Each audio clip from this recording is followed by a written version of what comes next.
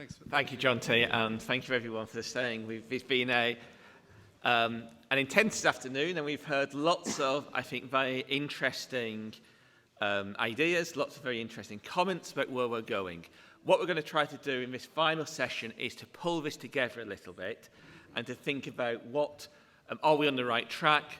Where does this lead us? What should we be doing? We're going to do that in about 40 minutes. We're going to finish at 6 o'clock because the bar will open, and if we haven't finished, half of you will disappear. So we're going to finish at 6 o'clock. To help me with that discussion, I've got three members of the panel here who are all farmers, are involved in the practice of management land, and can reflect a bit on their own experience. So Rhys, to my right, is a farmer, family farm near Dolgethy, but also is involved in the nature-friendly farming network. So again, he's been actively thinking about how you farm in a way which is sustainable and nature-engaged. Emma represents the Pasture for Life group and is involved in work in the Gower in terms of management of pasture land there and indeed of grazing some cattle as part of that. And Sorcha runs a farm in the upland area in the Elan Valley, and as it says in the notes, your farm is part of the catchment area of the reservoirs up there, and therefore you've had to farm in a way which actually is friendly to that and not over-intensive. So we've got people with experience of doing this. And what I'm going to do is ask the three panellists, first of all, just to reflect upon the afternoon's discussions. Once we've done that, I'm going to open it up to wider contributions. And I'm going to guide those with a couple, 2 or 3 questions to you to try to pull out what we're thinking about today, and then we'll finish with some final reflections from the panel again. So let me start that, and maybe I'll start on my right if I start with you, Rhys. And just to ask you to reflect on what you've heard this afternoon, and perhaps particularly from your own experience, to pull out perhaps a lesson you've learned from that and something you think still needs to change. Yeah. Well, thank you very much for the invite to begin with to speak. One of the things that struck me really is the breadth and range of things we've discussed today. It's a food and farming conference, but we talk about biodiversity, we talk about climate, we talk about health, we talk about food production, we talk about socio-economic issues, culture, everything. And I think that just encapsulates the food system, that it's so cross-cutting. And our attitude towards food, I think, needs to reflect that in everything that we do. So in all our choices, in the way we purchase food, in the way we produce food, in the way we market food, in the way we design food and farming policies, it needs to take account of all these different aspects. And that we can't think of all these things in isolation. They're all interlinked, and one is as strong as the next one, or should be. And if that's not the case, then I think the system isn't sustainable. From a nature-friendly farming point of view, it's great to hear so much passion and energy around supporting and transitioning towards more nature-friendly farming systems. I truly think that food security is underpinned by farming with nature, with the environment. I think in this room we all get it and understand it. I think there needs to be a mentality shift across the sector. It's not going to happen overnight. As we've heard, farmers are business at the end of the day, businessmen, businesswomen, and they have been driven by the market. They've been driven by policy as well. So there's no one to blame in this issue, but I think transitioning towards an agroecological system is so important, not only to tackle the nature and climate crisis, but also to bring some economic resilience and stability to the sector as well. It's interesting to know that in the Agri Bill there is a power that allows Welsh Government to declare, I can't remember what the exact wording is, but it's something akin to a period of market disruption or something like that. Some might argue that we're currently in that scenario already, but I think we need to change the system completely. I think we're very much reliant on inputs and commodities that are produced globally.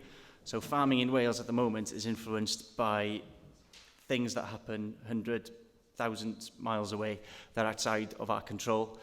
And in the same vein, we, in the way that we farm in Wales, also contribute towards things that happen across the world.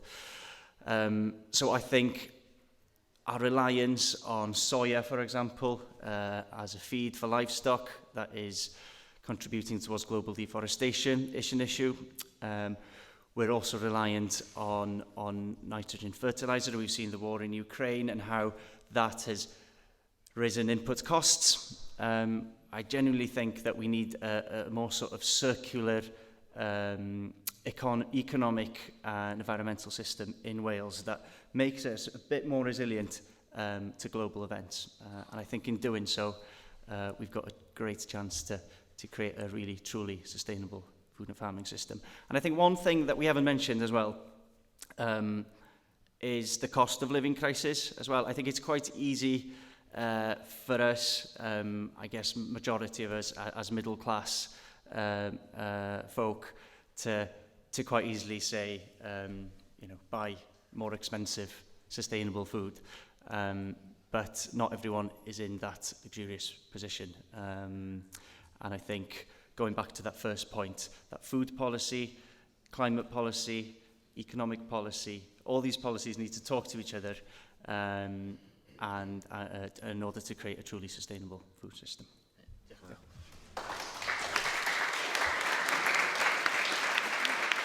Emma, let me turn to you, and again, reflect on that day, and perhaps again from the experience of what you've been doing in Goa particularly, what kind of lessons might you draw from that? Okay, sure. So it's just what an inspirational day. There's a lot of common themes here.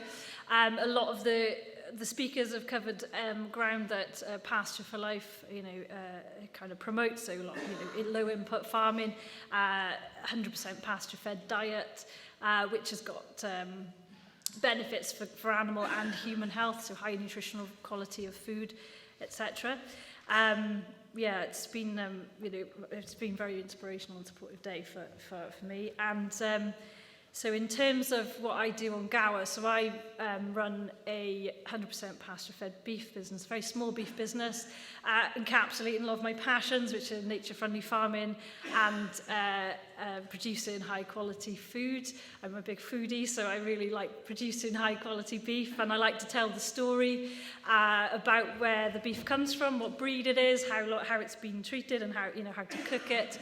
I really believe that local food is the way forward. If you just look locally, I know we have to consider food production on a global scale, but really what we can do personally is try and affect local change. So educating people, trying to be an inspiration, like basically vote with your feet, do what you believe in. If you believe in local food production, buy local food at all possible opportunities and produce it yourself, and try and, if it's within the realms of possibility, try and promote that as much as possible.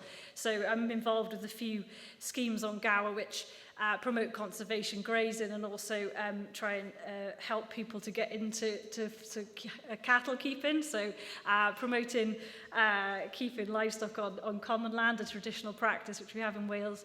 So we have cow share and cow clubs on Gower, and so basically that was where a group of people get together, learn how to keep cattle, and they basically buy a share of beef up front, and then people get to learn where the food comes from, how to look after livestock, etc. And it's really inspirational, and also you can tag on other local food growing schemes to that.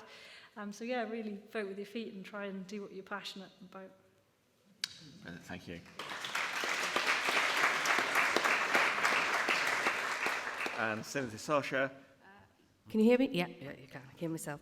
I think maybe reflecting on today, I think we'd all understand that everything in life works in these cycles and nothing's ever straightforward. And I think what's been heartening most of all is the fact that we're all talking about everything that's important in working into these, well, quite intricate things between nature, farming, and our environment generally, and humans and our health, and how they are all linked. So when I started the journey a few years ago, it was all very polarized, and it was a very hard place to be a farmer. You felt like you were defending yourself, and I think now, the doors are opening, and everybody just does seem to be listening more. So that's a good thing.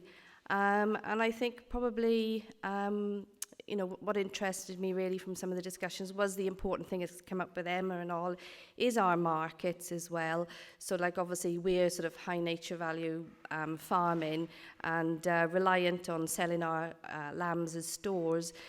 Love to do some of the stuff of selling our own produce directly and having some pride in that. But of course there are issues around rural communities as well. So we also live in an area that we provide water, environmental benefits, biodiversity.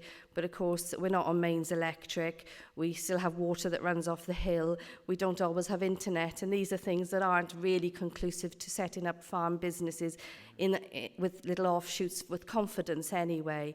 And I think another thing I'd like to draw on of experiences a long time ago, maybe 10 years or more now, I had the experience of going to India with WaterAid on a supporters trip. And I know this is going to sound really odd, but I think one of the most important things that I felt when I was listening to the speakers talking and things was this need to empower people. And I've seen that, and I felt a lot of confidence from just having the nature-friendly network of farmers, and those are people doing amazing things across the UK and Wales. And without that sort of drive and seeing other people and sharing, so what our peers are doing does make a difference. It's not so lonely out there. So if you are a farmer, I definitely recommend looking up the Nature Friendly Farming Network. They're pretty cool people. And the other thing is, if you're a member of public, you can support us as well that way. And being empowered like that, it's made me think differently. So now, one thing that didn't come up in the talk today, which I feel quite passionately about, was regenerative woodland. So not just tree planting. Net in nature again play the role in it, with livestock as well. My cattle escaped last year into the woodland, and they were able to be outwintered on the hill. It's called Moel Vryn, which means bald hill, which means it doesn't have very much shade. But being in the woodland that year, I think it was beneficial for the woodland and beneficial for the hill. But this wasn't just, this is a coniferous woodland, and I can't find any research or much research on using that part of the landscape. So my NRW officer would like to see more cattle on the hill, and we could possibly do that if we were allowed to use the woodland as more of an outdoor barn. And so nice research around that would be very interesting. And then, of course, being empowered and enthused by other people in the network and stuff, we've been successful in getting the NRW grant. So working with my neighbours and their community, hopefully we'll be able to sort of look at re-wetting and improving some of the upland peatlands there in the Ellan Valley. So it all has a great thing, but empowerment, I think, is quite important.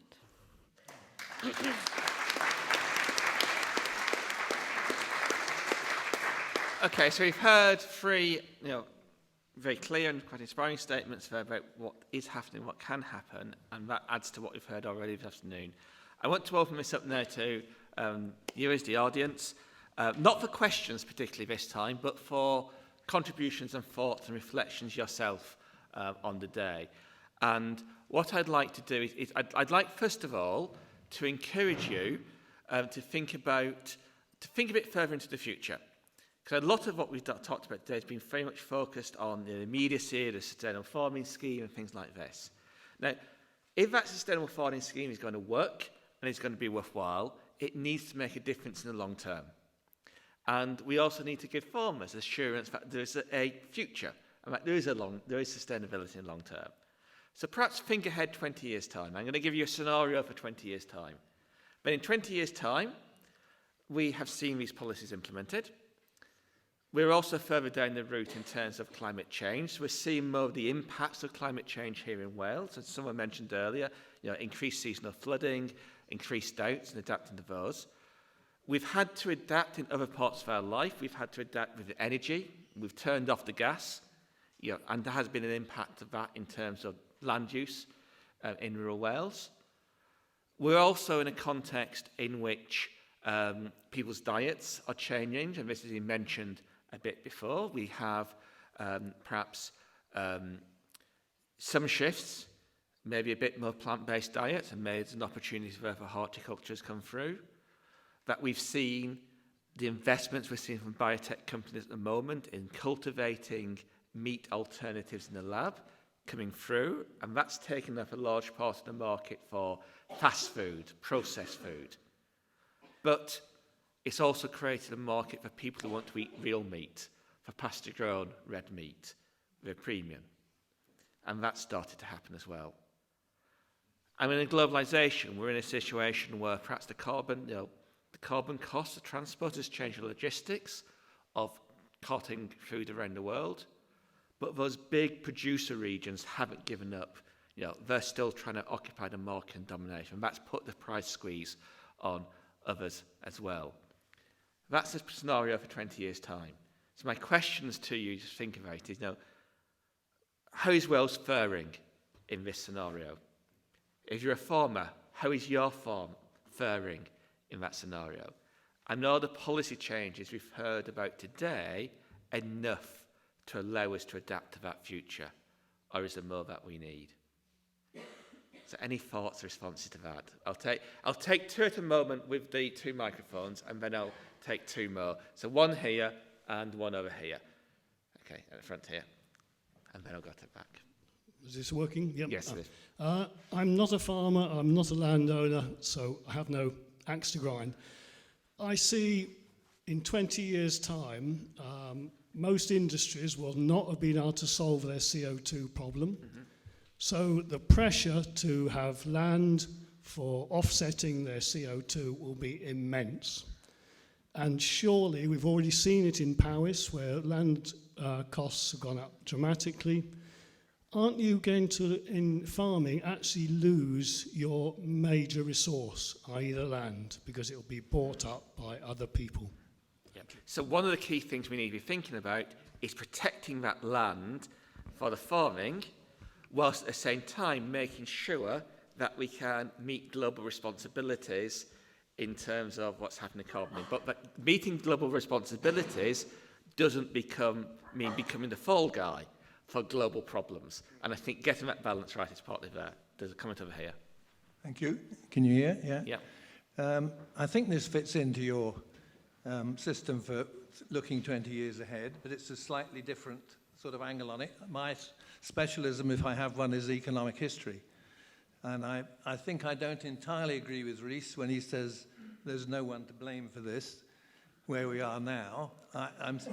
UK government policy for 100 years has been cheap food, preferably not poisonous, but could be adulterated. And the main reason for that, the rationale for that, was it keeps industrial wages down. So until we change that complete mindset, what we're talking about today is just pie in the sky. Mm-hmm. Okay, we'll take two more commentaries. We've got Harold at the back and Jane at the back over there. Right at the back, Harold. At the back of my side, at the back here. Take the microphone so we can know here. Yeah, I don't think it's 20 years forward we should be looking. More like 70, 80 years backwards and see what my grandparents are doing. Yeah, and Jane. Sorry.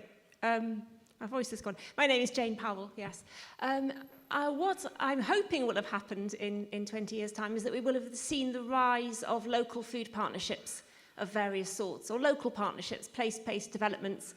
So some of you will be aware of the work of the Sustainable Food Places project, which is behind Food Cardiff, Boyd Abertawe, the Carmarthenshire Food Network, which is bringing together local actors, local authorities, health boards, and other interested people, community groups, to make a sort of joined-up approach to food and farming. But there are other partnerships. There's the Dyfi Biosphere, which I'm involved with in the Aberystwyth Machynlleth area. There's the new Canolfan Tirglass that's developing in Lampeter, which is bringing together academia, business, local authorities. So it's these sort of cross-sector working in the local area, and to very much to include farming as part of that. In our meetings in Aberystwyth, we have had farmers coming along. We've had the conversation about local food or not, and what does that mean, and who are farmers responsible for feeding? Are they responsible for feeding Aberystwyth, or are they responsible for feeding the UK or Europe or whatever it is? We've had these really rich conversations where we come together sort of as citizens and start to think, well, what are we doing in our local area? So that's what I would like to have happened. And while I've got the mic, I'm just going to make a quick plug for the Wales Real Food and Farming Conference, which is taking place in Lampeter at the end of November, which will be very much like this. Please come. That'll be a great opportunity to continue these conversations when we run out shortly. I'm going to come back to Jane's point about local food in a moment. There's two more contributions I'm going to take. There's a contribution further row back here, and then Grimes at the back over there. And I've seen two other hands will take, and then I'll pull things together. I just want to say I was really glad to hear somebody mention the cost of living crisis. And I do believe that it is government policy that have got us into this position, with cheap food being expected, but also now needed by a large proportion of our society. And my fear is, I already make these choices to buy local food, but these are hard choices for me. I'm a low-income earner. But I think we need to be really mindful of not making good food an elitist product. And how do we support people on lower incomes to get access to this really important good food that's going to be produced? Right.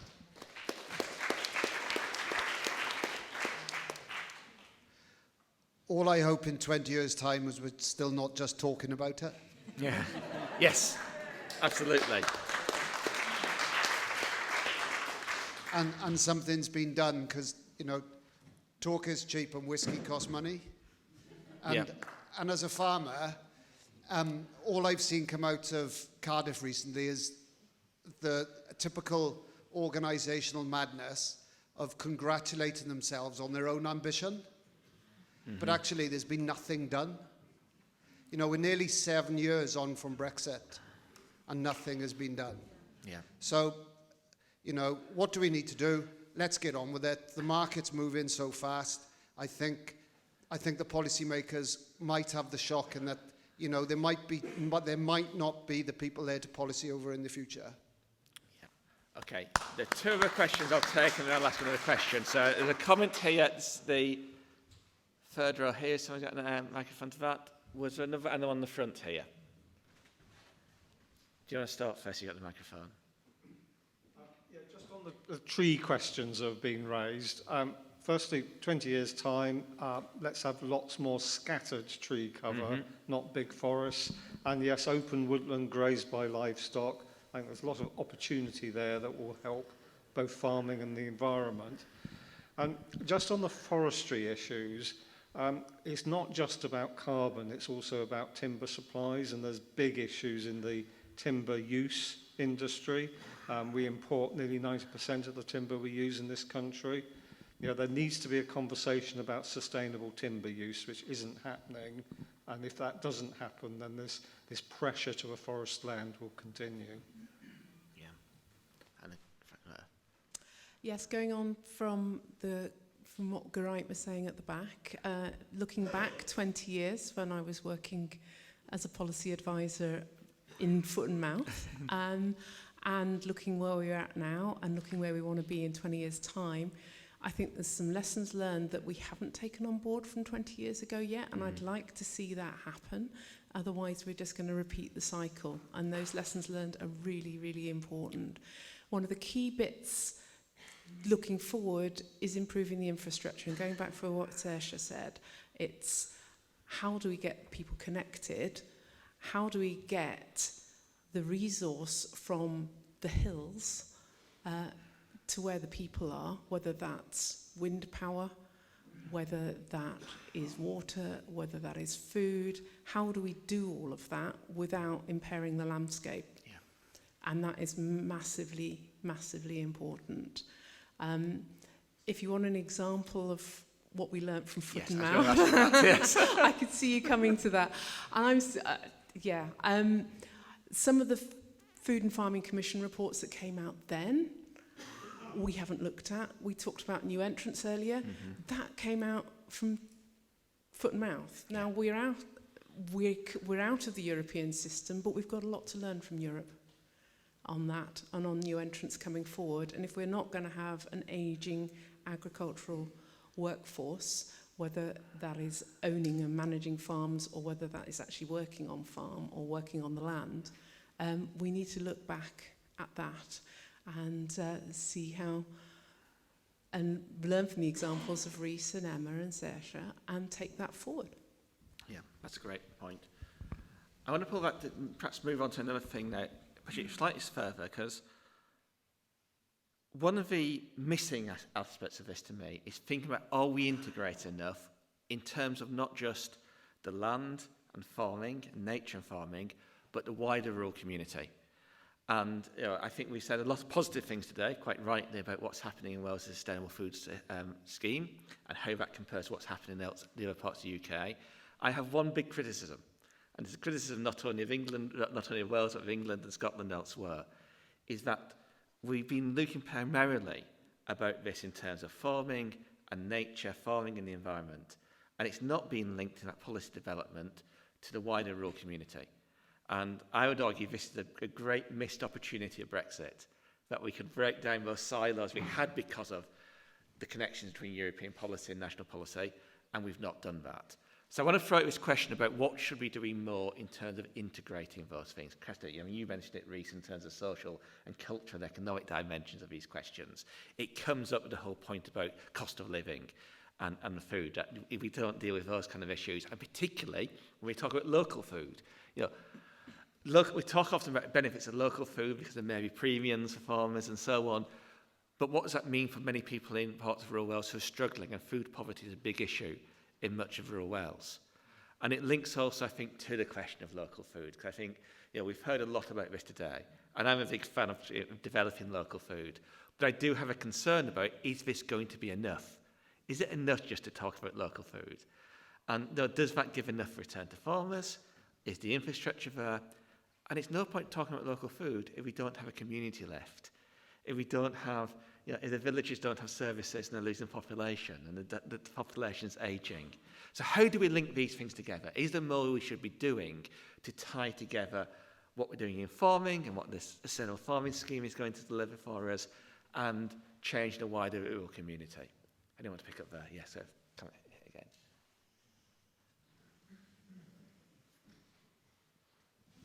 I've got an understanding that it's quite tricky in planning policy for a farm to set up a farm shop. Yep. And perhaps that could be a really simple change that could be made because there's a fear of allowing retail units on farms that could then be bought up by a supermarket. That might be a really easy way to help farmers sell their produce direct to people, for us to be able to walk to the farm and buy the produce and give all the money directly to the farmer. Yeah. Could that be changed? Well, there is. There's an interesting connection about linking, planning policy investing. You're right. So setting up farm businesses, shops on farms over. I think the farming community is often resistant to any idea of planning coming into farming, probably quite rightly. But when we talk about things like the plantations now and carbon forestry, maybe we do need more thinking, strategic planning about this, and maybe the lines to be drawing up there. Any other thoughts about connecting with the wider rural community? Or wider kind of social and economic issues we need to make sure we're thinking about here? Yes, at the back. Microphone just coming to you.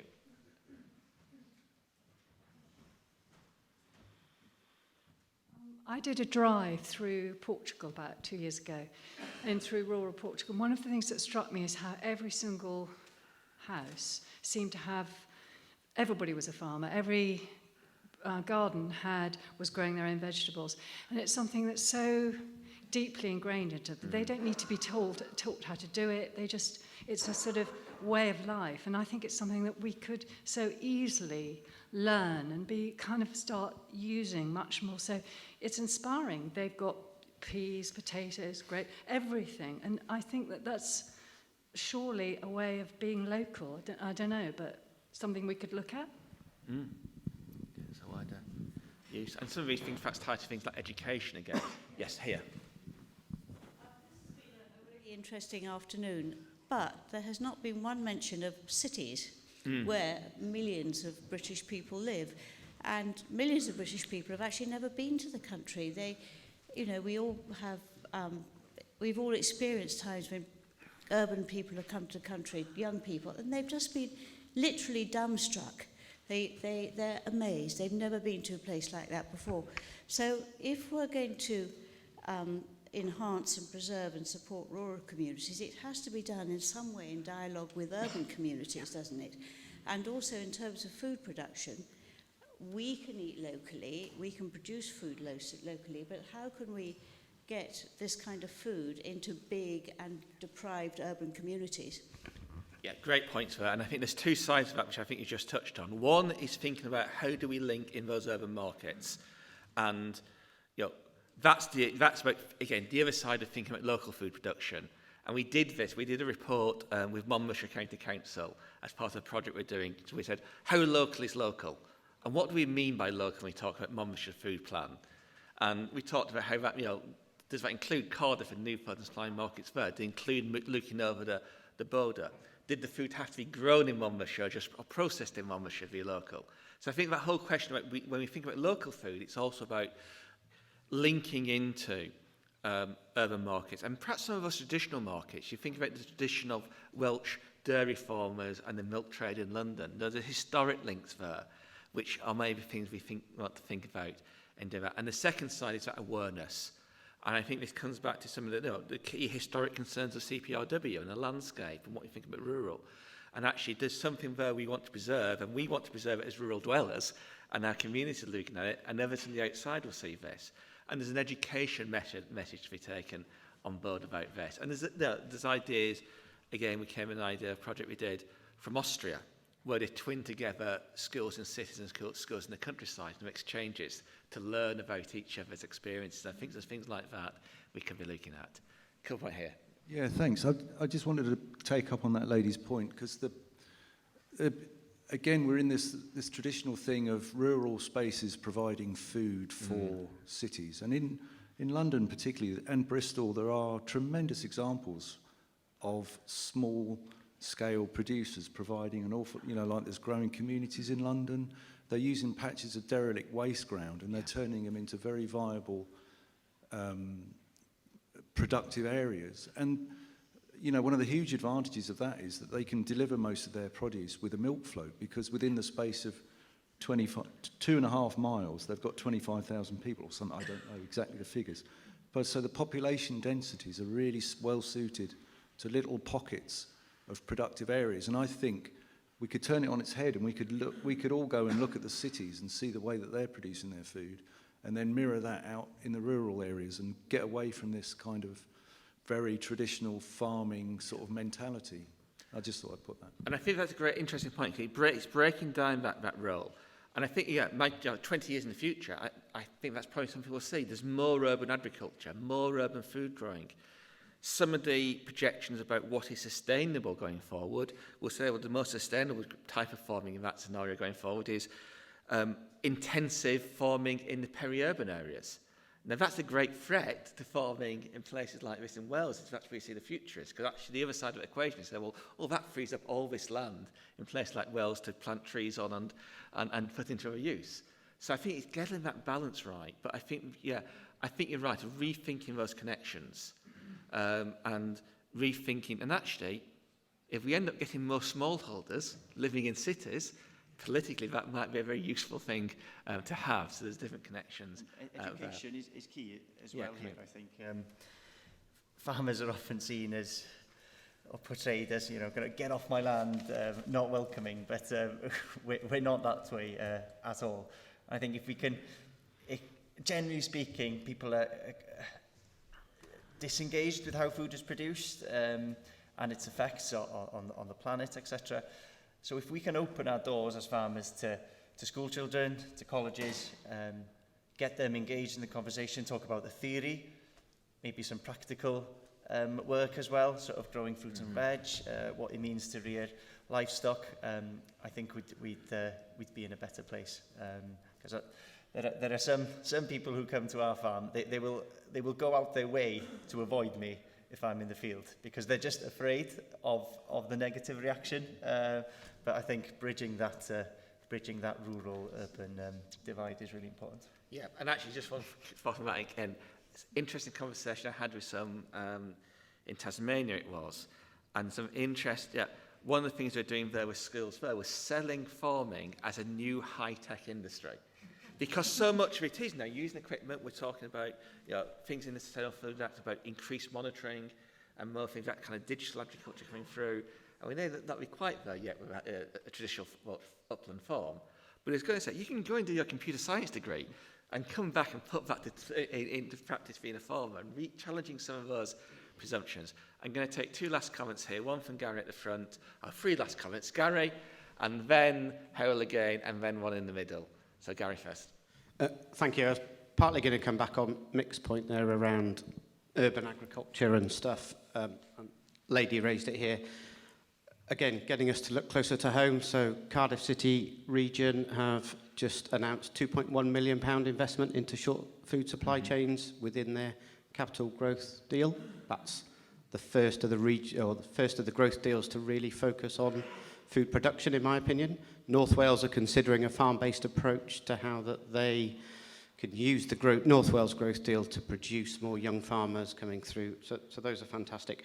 But the pressures on urban agriculture tend to be the value of land. But I'm actually pleased to say we've got two local authorities in Wales, Cardiff City Council being one, and Carmarthenshire Council, actively mapping their not quite surplus land, but land that they're definitely up for considering food production on. And then if we go across the border, a 5-minute members' bill's been introduced into Westminster called the Right to Grow Bill. Can't quite yet get Welsh Government to consider it, but if that goes through Westminster, that will force local authorities to map available land and to offer what's called meanwhile use. So come and use it whilst it's not being developed, because at the moment a lot of it is land banked for that potential value. So yeah, there's some interesting things happening both here at home and across the border. Thank you. Yeah. And the lady at 3 rows back here, has got a microphone. Does it work? Oh, yeah. Yeah. And then, Jonty.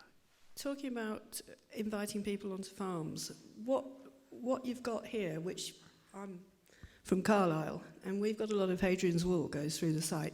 And the way we're looking at introducing, because people don't know to ask where their food comes from, how it's produced. They don't eat less but better is, what does that mean?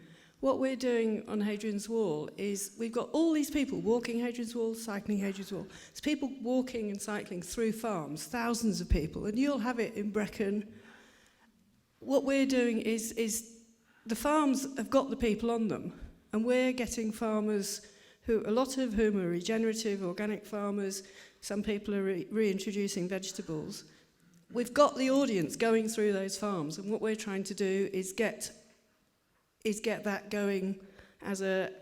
People don't know the landscape they're walking through. They don't know what goes on that farm, and that's what we're trying to do. We're trying to get people to know what to ask for by getting them to know what's going on the farms that they're walking through. And I think that could happen in Wales as well, because you've got loads of tourists, and it's getting them to understand the landscape that they're going through and what's happening in that landscape.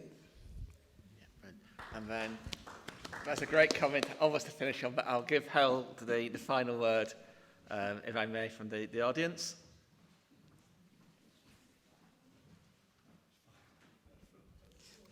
Yeah, there's a lot of talk about farming and agriculture. The biggest challenge to rural Wales, in my opinion, is the lack of affordable housing for young local people. These young local people tend to have children eventually, and then those children get children. So we've seen schools shut, pubs shut, shops shut, sort of not just small primary schools in rural villages, but high schools shut as well.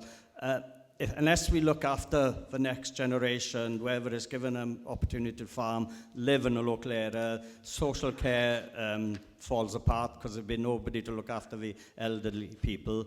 The local authorities need to step in and do something ASAP. I know they're talking about the council tax charges on holiday homes, but there's nobody stopping people moving from cities to retire. They bring in no children with them. They just come there. They rely on resources we have. They don't give nothing back to the community as work-wise because they come to retire. They don't have children. And unfortunately, it will all fail. They'll be basically turn off a light. The last one turns off a light, and that's it. I know it sounds a bit harsh, but I think the authority has to do something about it ASAP. I think you're spot on. It's a very cheery note to end on, but you're spot on with that. To give a final, I'm just going to come back to our panellists first to see if there's anything you want to, having heard these contributions from the panel, anything more you want to reflect on, Sorcha? I think education is the key anyway. So, I mean, there's children in Birmingham that didn't even know anything about where their water came from. So, you know, in the old days, we used to take people out the estate and all. We'd have children pond dipping in mini beasts and having a tour of the valley. But of course, there's no money to encourage those kids to come out and have education. I mean, most of the big organisations have lost their education ranges and stuff like that. So I think that's important. And of course, like the lady said then, we have 400,000 visitors come through the Ellen Valley every year. And, you know, they come through, they look at it and don't really feel what it is that's making that landscape and the food that's there, because we're not able to tap into that. So we almost need somebody that's able to, you know, I've had 83 people this year up on the farm looking around the hay meadows and the grasslands and things, and that gives me an opportunity, you know, but it is the children and getting it into the sort of schools that they know where their water, their food and their environment is going, you know. There's just this disengagement that does worry me overall, really. Yeah, so I think as I say, education's really important, but I'm not sure it should just be the job of the farmer. You know, very, very busy people doing a very important job. Not everyone has the skills to, you know, run educational visits and things like that. So I think there needs to be some sort of support for that as well. We're lucky, or possibly unlucky, to live really close to Swansea, so we've got a lot of access to customers and from Swansea, and we're lucky enough to be involved with you know, some of these schemes that have got urban people involved with rural activities, and also Swansea's got a good community growing sort of set up, so that I think we're quite fortunate in that respect. But I think it's really important to make sure that people, the wide public, understand the role of herbivores in the environment as well, and the fact they're part of the ecosystem and really, really important, and that we grow grass better than anything else. So we really need to make sure we've got our native herbivores in our landscape, and so I need them. And Rhys. I think what we need is a food system that is a force of good. We've got pockets, I guess, where that happens, but we need the entire sector to be based on a food system that, you know, delivers for biodiversity and climate, that delivers for rural communities, that produces plentiful of sustainable and healthy food, but also tackles some of the socio-economic issues, keeps local people in local employment, local food hubs like Jane mentioned, that all these food basically underpins all these cross-cutting issues, which it has the power to be, I think. We've talked about a lot of things today. We've had really good ideas and discussions, but as Geraint said, time to put those ideas into actions, I think. Yeah. Thank you to those panellists for that. I think this has been a really, really interesting afternoon. I think it's actually been quite inspiring, some of the examples we've had from people and things to take away from that. I think it struck me really how much agreement there's been. You know, we haven't had big disagreements. There's been no fist fights on the floor, which is always a bonus. And it seems to be like something which, you know, can be a fairly controversial area when we look at the future of the Welsh countryside. We've been able to, perhaps people from slightly different positions, you know, have a conversation where it seems to me there is agreement that we want to farm more sustainably. We need a more sustainable food system. And that, as Rhys just neatly summed up there, needs to be something which has benefits for everyone, for the farmer, for communities, for cities, for the environment, and so on. There perhaps is a sense that what's currently proposed in policy is going in the right direction, with some niggles we need to still sort out. And the key point came across, I think, particularly first panel, that for this to work, we need to get farmers on side. There's particular issues with tenant farmers, which need obviously to be addressed with wider farmers. We're potentially looking at some quite significant changes in the food system if we're going to really have something which is sustainable going on. And again, farmers need to see that there's a place in that. That fundamental question we heard right at the beginning of, why should I bother if I'm not going to get a return on this? We need to make sure that the markets are there for the food. And those markets, as we suggested, might start changing. And therefore, how do we adapt agriculture to that? Do we have the infrastructure to cope with that changing system and that changing structure? And how do we actually get bigger public support beyond the people in this room this afternoon, in our rural communities, but also in our cities? And so it's about education, it's about building these together. It's about having an integrated approach across farming, the environment, and rural communities and wider rural development.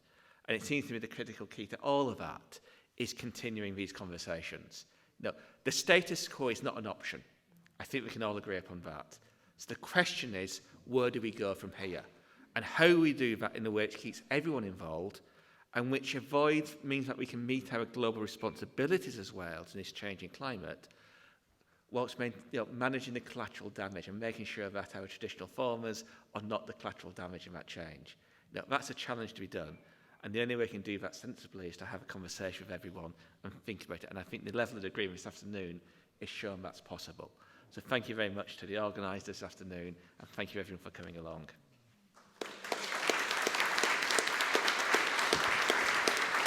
Thank you very much, everybody. Thank you very much, everybody, for coming today. Thank you very much to our moderators, especially, and our panelists. The bar is now going to be open. I'm very, very grateful. I must express thanks to Anne Belgrave, who has worked tirelessly on the posters here, and to our own Emma Duncan on our local... Emma Lily, oh my God. I've lost it. And to Emma Lily for organising everything from soup to nuts today. It's been unbelievable, an unbelievable effort. Thank you very, very much indeed, Emma. Really appreciate it.